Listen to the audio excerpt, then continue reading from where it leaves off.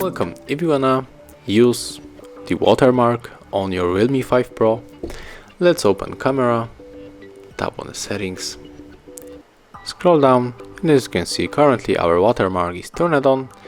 So right now when we take a picture, you will see on which smartphone it was taken.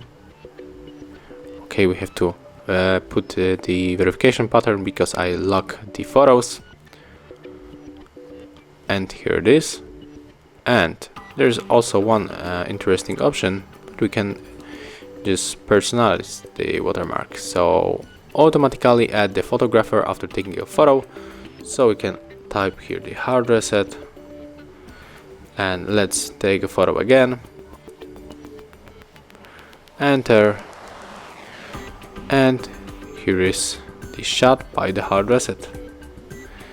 Thank you for watching, leave thumbs ups, comments and subscribe to our channel.